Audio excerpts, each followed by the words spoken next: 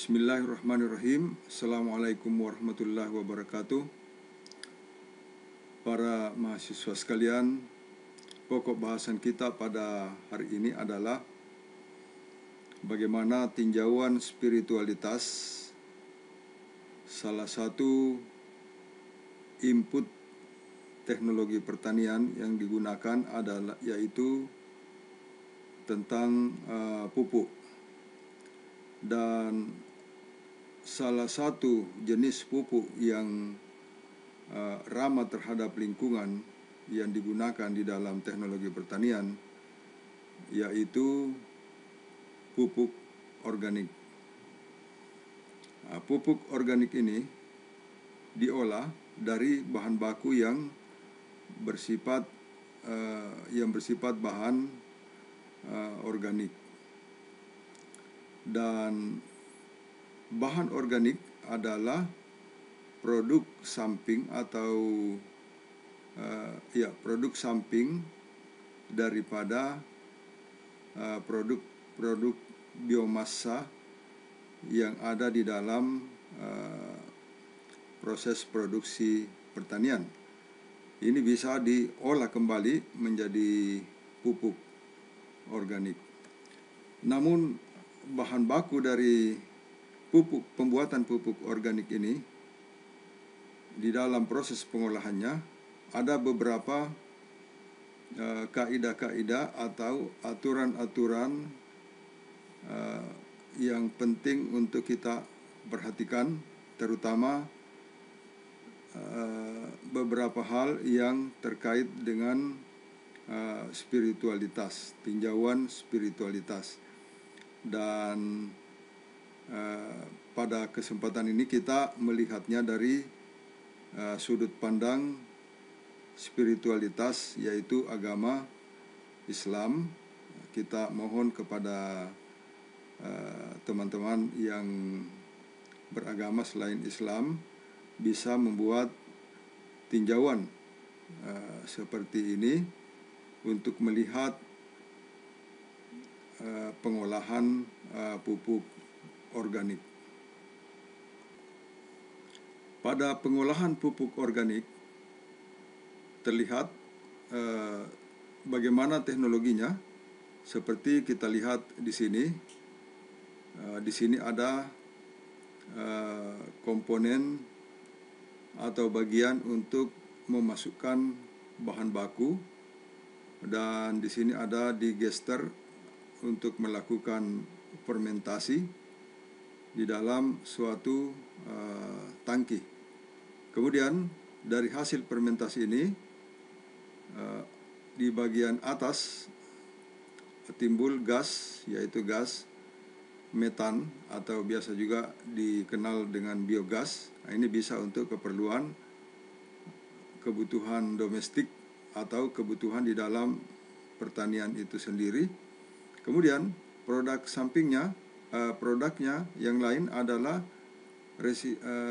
bahan sisa yang ada di sini dari hasil fermentasi. Itu ada bahan organik atau pupuk organik. Ini yang bisa digunakan kembali untuk pertanian. Demikian pula teknologi yang kedua. Di sini ada pemasukan bahan baku, kemudian ada fermentor di sini untuk melakukan fermentasi, tempat untuk mengurai bahan organik tadi menjadi biogas dan pupuk organik. Biogasnya bisa dialirkan ke sini, kemudian gasnya dialirkan setelah tertampung di sini, dialirkan untuk kebutuhan domestik atau kebutuhan misalnya pembangkit listrik tenaga gas atau mesin-mesin yang digerakkan dengan bahan bakar gas. Ada dua hal yang penting untuk kita tinjau di sini. Kita berikan pointer pada dua hal ini. Yang pertama adalah bahan bakunya. ya, bahan baku yang digunakan untuk mengolah. Kemudian produknya di sini ada gas dan juga ada pupuk organik dari hasil olahan yang ada di dalam tangki digester. Kita lihat dua hal ini, bahan baku apa saja yang boleh digunakan dan tidak boleh. Pada pembahasan kita di sini bahwa kita membatasi diri pada penggunaan bahan baku hewan yang dagingnya halal untuk dikonsumsi oleh orang Islam. Ya, seperti sapi, kambing, mungkin ayam. Kita berada pada 3 jenis bahan baku seperti itu. Ini yang kebanyakannya, terutama kita di Indonesia yang mayoritas beragama Islam menggunakan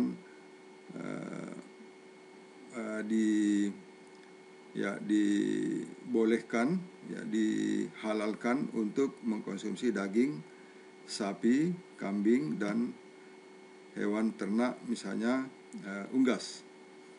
Nah, bagaimana tinjauan syariat agama Islam pada penggunaan bahan baku itu? Kemudian pemanfaatannya, ya, gasnya dan pupuknya, apakah boleh digunakan atau tidak, ataukah apakah boleh dikomersialkan atau tidak, bisa diperdagangkan atau bisa dikelola secara bisnis atau tidak.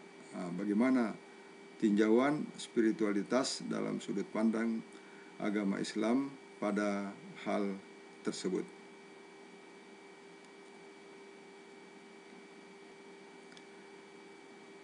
Para mahasiswa sekalian, dari tinjauan spiritualitas dari proses itu tadi, dari pengembangan teknologi itu tadi, teknologi biogas itu, kita lihat dari sudut pandang agama Islam, ya mungkin nanti bisa dijabarkan lebih jauh dari sudut pandang agama yang lain. Dari sudut pandang agama Islam, ada 2 kelompok pendapat ulama.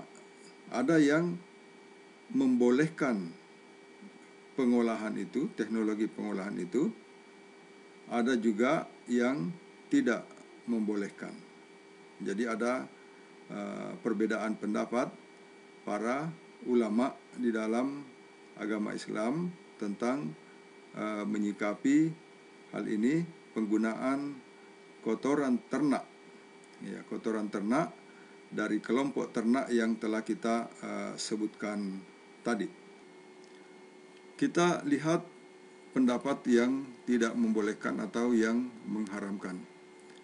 Pendapat ini kebanyakan diambil oleh mazhab Hanafi dan Asy-Syafi'i yang mengharamkan pengolahan kotoran ternak untuk diolah menjadi pupuk organik. Dasarnya adalah bahwa an Abi Hurairah radhiyallahu taala anhu qala, dari Abu Hurairah radhiyallahu taala anhu berkata, qala Rasulullah sallallahu alaihi wasallam, Rasulullah sallallahu alaihi wasallam bersabda, intazar huwa minal baul, ya, bersihkan diri kalian, tubuh kalian dari al-baul. Al-baul itu adalah air kencing, ya, air kencing. Fa inna ammatu azabul qabri, ya, fa inna ammatu azabul qabri minhu, ya, sesungguhnya kebanyakan azab kubur, ya, orang Islam percaya bahwa ada azab kubur, beriman kepada alam barzah, ya, ada azab kubur. Jadi kata Nabi SAW, fa inna azabul kubur, sesungguhnya kebanyakan azab di dalam kubur itu disebabkan karena kencing yang tidak bersih, ya, disebabkan karena kencing yang tidak bersih. Ini menunjukkan, hadis ini menunjukkan bahwa seorang muslim harus dijauhkan dari yang namanya najis, termasuk air kencing. Ulama kita mazhab Hanafi dan Asy-Syafi'i mengatakan bahwa air kencing apa saja, semua jenis air kencing itu tidak harus dijauhkan dari diri kita. Apabila sudah keluar, maka air kencing itu, jadi seseorang yang kencing itu harus dibersihkan. Ini dasarnya sehingga mazhab Hanafi dan Asy-Syafi'i tidak membolehkan pengolahan kotoran ternak menjadi bahan organik dan gas, pupuk organik dan gas. Kemudian pendapat yang membolehkan pengolahan kotoran ternak menjadi pupuk organik adalah dari ulama mazhab Maliki dan mazhab Hambali. Jadi dalam Islam ada 4 imam mazhab yang menjadi kiblat kaum muslimin seperti yang telah kita sebutkan tadi. Kemudian yang berikutnya adalah Maliki dan Hambali. Mereka berpendapat bahwa dalil mengenai adanya khasiat kencing unta. Jadi seseorang, ada satu hadis yang menjelaskan seseorang bisa berobat dengan kencing unta. Ya, hanya kencing unta saja, tapi kencing yang lain itu tidak dibolehkan. Hadis riwayat yang membolehkan adalah satu hadis yang diriwayatkan dari Anas bin Malik. Jadi Anas bin Malik ini adalah anak kecil dahulu semasa Rasulullah SAW yang banyak belajar dari Nabi Muhammad SAW dan menjadi seorang ulama besar setelah beliau meninggal. Kemudian pada masa Nabi beliau masih remaja dan banyak mempelajari ilmu dari Rasulullah SAW. Hadisnya adalah ada sejumlah orang dari suatu suku, namanya suku Uranah, yang datang menemui Nabi SAW dalam keadaan mereka itu sakit. Ya. Kemudian mereka tidak betah tinggal di Madinah. Lalu Rasulullah SAW memerintahkan mereka untuk mendatangi suatu kandang unta dan menyuruh mereka untuk meminum air kencingnya dan susunya sebagai obat dari penyakit yang mereka derita. Dan setelah mereka meminum air kencing unta dan air susunya, mereka penyakitnya menjadi sembuh kembali. Ini hadis yang sahih, diriwayatkan oleh Imam Bukhari dan Muslim. Kemudian sebelum kita mengambil kesimpulan apakah boleh mengolah kotoran ternak menjadi pupuk organik dan gas, kita melihat satu hadis yang diriwayatkan oleh Ibnu Mas'ud, bahwa suatu ketika Nabi SAW selesai membuang air dan beliau memintaku untuk membawakan batu, namun aku hanya mendapatkan 2 buah batu dan yang satunya adalah kotoran unta. Kemudian beliau mengambil 2 batu dan membuang kotoran unta seraya bersabda, ini adalah rizq. Ya. Rizq maksudnya adalah makanannya jin. Ya. Jadi beliau tidak mengatakan kotoran unta itu sebagai suatu najis, ya. Tapi dikatakan rizq.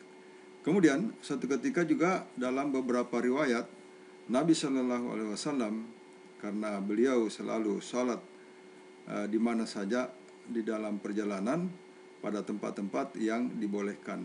Dan suatu ketika karena tidak ada tempat salat, beliau salat di suatu tempat yang ada di dekat kandang kambing, ya. Jadi kandang kambing, dan beliau salat di situ. Ini menunjukkan bahwa kambing kotorannya itu bukan najis. Demikian pula kotoran unta yang boleh dimakan bagi orang Islam, unta, kambing, sapi, ya, ayam, ya, bukan sesuatu yang najis. Kemudian kesimpulan kita adalah bahwa instalasi biogas dengan bahan baku kotoran ternak, sapi, kambing, ayam, ataukah unta, hewan-hewan yang dagingnya boleh dimakan, dan produknya berupa pupuk dan gas itu boleh dijadikan objek jual beli atau boleh dilakukan. Ya, boleh dilakukan karena bahan bakunya itu bukan najis. Tetapi kalau bahan bakunya yang digunakan itu dari hewan yang najis, yang tidak dimakan dagingnya, ataukah katakanlah tinja manusia yang banyak, maka ini tidak boleh, ya, ini tidak boleh dilakukan atau haram untuk diperjualbelikan, atau ya boleh digunakan, tetapi untuk melakukan itu, di dalam melakukan itu tidak boleh dikomersilkan, ya, tidak boleh dijadikan suatu objek bisnis, ya, disebabkan karena bahan baku yang digunakan berupa tinja manusia, ya. Yang boleh adalah apabila menggunakan tinja manusia untuk biogas dan gasnya, boleh dilakukan hanya membayar upah pengolahan, ya, upah pengolahan, tetapi tidak dijadikan objek jual beli, ya. Apa sebabnya? Karena najis adalah sesuatu yang tidak bermanfaat bagi manusia, dan terutama kaum muslimin itu harus diputuskan darinya, ya, harus diputuskan darinya, dari najis itu dijauhkan. Jadi dilihat dari bahan baku yang digunakan. Kalau bahan baku yang digunakan kotoran ternak yang halal, maka itu boleh dijual, boleh juga digunakan.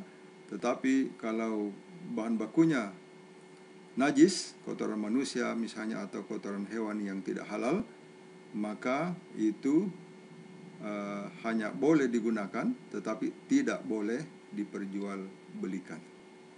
Saya kira itu materi kita tentang mata kuliah ini, tinjauan spiritualitas, pengolahan pupuk organik dan juga biogas pada kesempatan ini. Terima kasih, dan kita request dari teman-teman kita yang lain yang tidak beragama Islam untuk membuat suatu tinjauan spiritualitas tentang tema ini dari sudut pandang agama